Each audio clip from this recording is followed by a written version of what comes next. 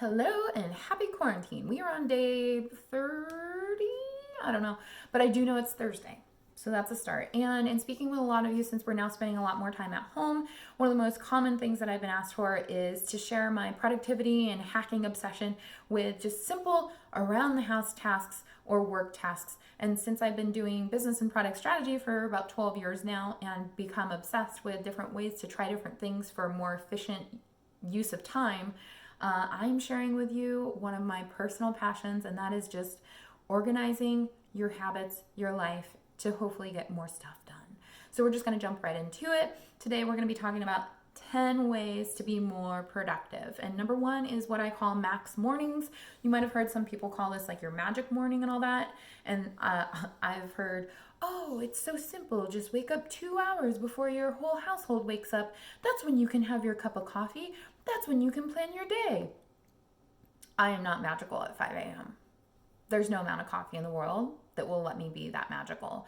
So what I have found and what I recommend is actually just waking up a slight bit earlier. It could be 10 minutes, 15 minutes, 30 minutes, doesn't really matter.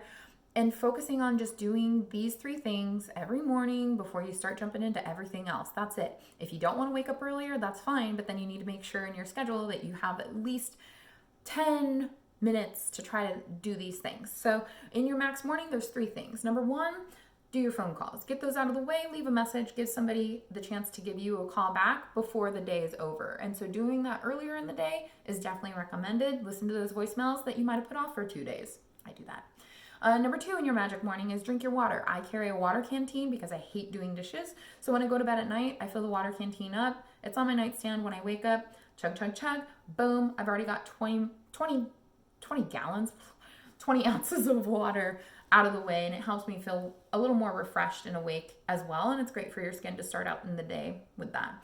And number three for a magic morning or max morning is a 5-minute task. I keep a list of 5-minute tasks, 10-minute tasks, and 30-minute tasks. You can also probably Google these and find these on Pinterest. But the point is that do something, get something already done, and it'll lead you to a greater sense of accomplishment and already give you a little momentum to carry more things out throughout the day. And with that, what I have also found, this is kind of like a bonus for your max morning, is I have to personally get out of my pajamas. I have to get into workout clothes or real clothes, which feels a little weird now, but point is I have to change my outfit in order to be productive. If I'm gonna have a bum day and just day drink, then I'll stay in my pajamas. But if I'm trying to get stuff done, I gotta get out of those sleepy clothes. And by the way, all of these things also, if you have to drive somewhere, these are things that I also found to be really useful during my commute. And I would swap the 5-minute task for listening to a book or a podcast if I'm done with my phone calls. So that's your max morning. Number two is mental mosquitoes. And these are the things that buzz around us, annoy us, but we just kind of swat away and they inevitably come back to us. So a good example of this is spam emails. A lot of us have been receiving updates on COVID-19, which I am very appreciative of. But I also don't need to stay subscribed to an email blast for a yoga class that I took like 7 years ago when I lived in LA, right?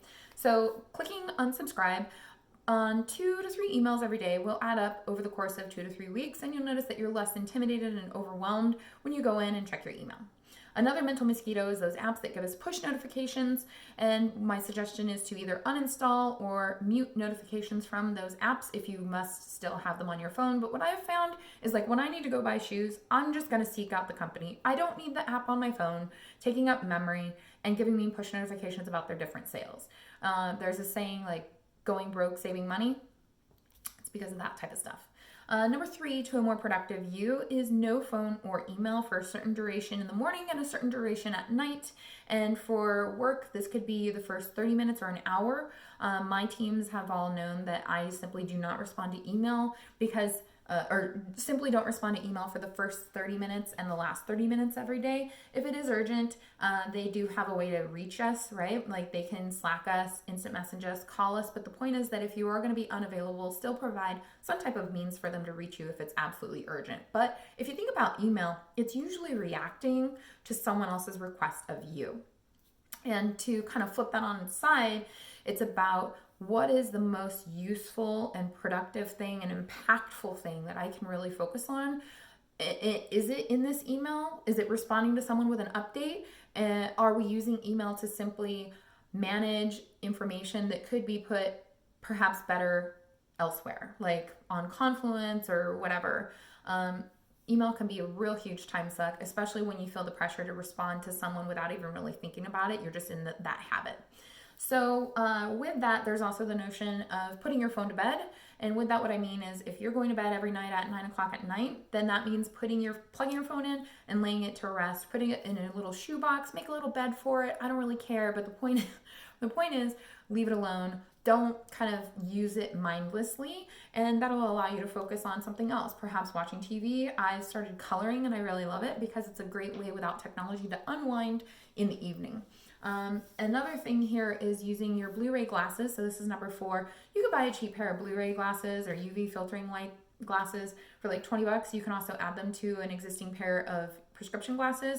So it blocks out a lot of the reflection to help you go to sleep easier, and a more restful you leads to a more productive you the following morning. For me, that also would have to include coffee, but more productive. Number 5 is a habit tracker, understanding what are those small things that you need to do to lead to that greater outcome that you're looking for. And this applies, again, both in work and in home life. So for example, if your goal is to lose 10 pounds this month, then perhaps the 3 habits that you want to list out in a habit tracker would be drink 100 ounces of water a day, track all my food, and take my vitamins. So the way that you can do that, there's tons of ways to do it. You can visualize it in a physical sense. You could put sticky notes up and list over here the 3 habits that you're going to focus on, and then you would potentially have 30 days, and then you just, put a sticky note up for each day that you did it. On that same note, think about it. In kindergarten, we were all like getting gold stars on our attendance chart. That's a habit tracker. There's tons of different ways. There's apps. I personally like to do it in a physical form, so I either put it in my journal or in my bullet journal. Just Google habit tracker and you'll see tons of different ways to do it.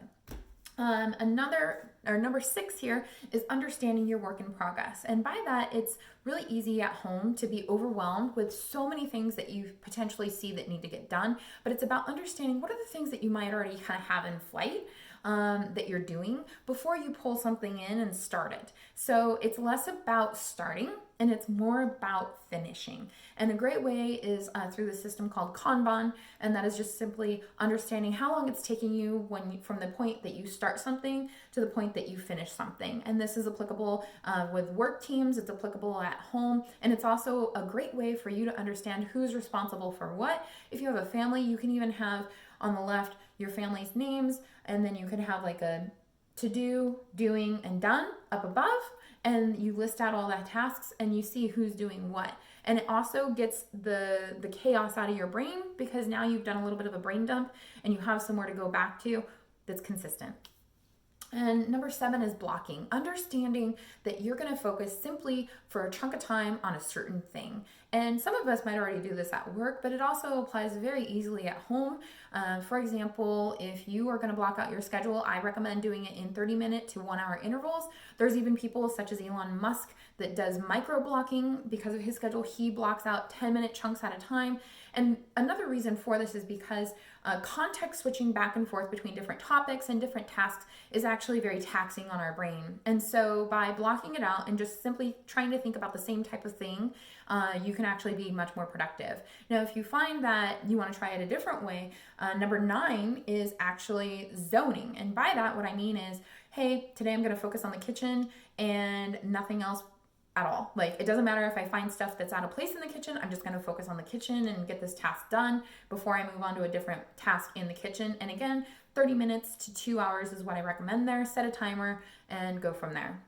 And then number 10 for a more productive you is actually meal prepping, calorie tracking in advance, and meal planning. So if you get groceries, wash them all, chop them all up for the week, and figure it out. With that, what I found is I love just pre-cooking ground beef because I know inevitably it's so versatile that I'm going to use it for something. So those are some tips right there, 10 ways to be more productive at home. If you have any questions on any of these, let me know. Again, I could go into a separate video for every single one of these. This is just a tip of the iceberg, and I'm really looking forward to seeing which one of these you start applying and which ones you still want to learn more about. Thanks for listening.